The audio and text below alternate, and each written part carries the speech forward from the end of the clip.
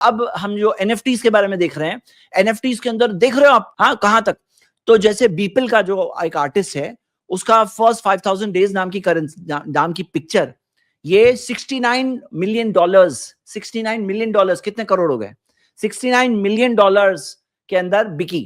ہاں, یعنی کہ آپ خود سوچو 6.9 کروڑ ڈالرز کے اندر یہ بکی, اور دا مرج نام کی وہ 2021 میں $91 ملین میں بکی. یہ NFTs کے پیچھے کیا ہے, یہ NFT بھی ایک نیا قسم ہے جوا کا. آپ کو کیا لگتا ہے کہ وہ لوگ آرٹ کے لیے اتنے پیسے دے رہے ہیں, وہ ایک ڈیزائن بنی ہوئی آرٹ بنا ہوا ہے اس کے لیے پیسے دے رہے ہیں؟ نہیں, وہ جوا کھیل رہے ہیں. اس کے پیچھے جوا کھیل رہے ہیں کہ اس میں پیسے لگائیں گے, اس کے اوپر پیسے لگائیں گے, پھر کوئی اور آئے گا, وہ NFT کے جو ایپس ہوتے ہیں یا اس کی مارکیٹ پلیسز ہوتی ہے وہاں پہ بکنے میں ہوگا, بولی لگتی رہے گی, کوئی نہ کوئی آ کر کے آج میں $69 ملین دے رہا ہوں, کل کوئی اور آ کے اس سے زیادہ میں خریدے گا. اور دوسری چیز اس کے پیچھے کیا ہے کہ یہ NFTs کے ذریعے ٹریڈنگ والیوم مل رہا ہے کس کو, ایسی کرپٹو کرنسیز کو. اس کی بہت ساری مثالیں ہیں, کیونکہ بیپل کے اندر خود آئیڈینٹیفائی کیا گیا کہ جس آرٹسٹ کو جس نے پیمنٹ دیا تھا, پیمنٹ دینے والا ایک انڈین تھا, انڈین اوریجن پرسن تھا, انڈین اوریجن کا پرسن. تو اس نے جس نے پیمنٹ کیا بیپل کے جو آرٹسٹ کو, وہ آرٹسٹ اس کی کمپنی کے اندر اس کے کرپٹو کرنسی, اس نے خود کرپٹو کرنسی لانچ کیا ہے, اس کی کرپٹو کرنسی کے اندر وہ پارٹنر کے طور پر ہے. تو مطلب ایسی چیزیں بھی جو فرنٹ میں دکھ رہا ہے کچھ کتنا بڑا ٹرانزیکشن ہو رہا ہے, بیہائنڈ دا سین کیا ہو رہا ہے, یہ سارے دھوکے کی دنیا ہے. اور یہ NFTs تو کلیئر کٹ ایک ٹائپ کا جوا ہے. شیخ دکتور نسیم NFTs کے تعلق سے بھی اپنا جو تحقیق بتائیں گے انشاءاللہ.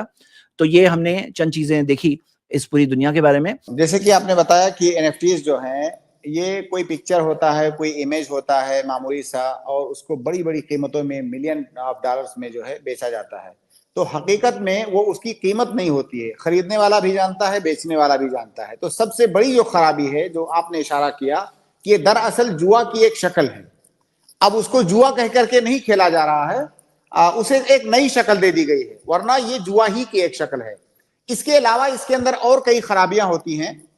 ایک خرابی یہ ہے کہ اگر کسی آدمی نے اس کو خریدا تو وہ پھر بیچ نہیں سکتا کسی کو. جو اگر کسی نے اس کو خریدا تو اس کا جو اصل آنر ہے, جس نے اس کو کریٹ کیا ہے, جس نے بنایا ہے, آخر تک وہ آنر رہے گا اس کا.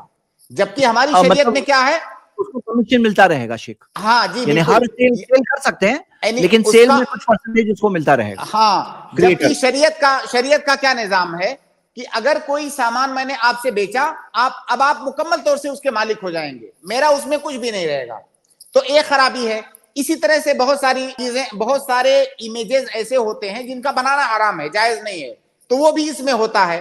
ہماری شریعت میں ایک چیز یہ بھی ہے کہ کوئی چیز, کسی چیز کا بیچنا اور خریدنا اس وقت جائز ہے جب وہ کوئی مال ہو. مال کے اندر 3 اوصاف پائے جانے چاہیے.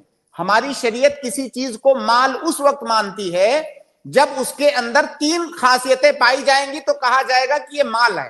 پہلی خاصیت یہ پائی جانی چاہیے کہ وہ نفع بخش ہو, اس کا کوئی فائدہ ہو, نفع بخش ہو.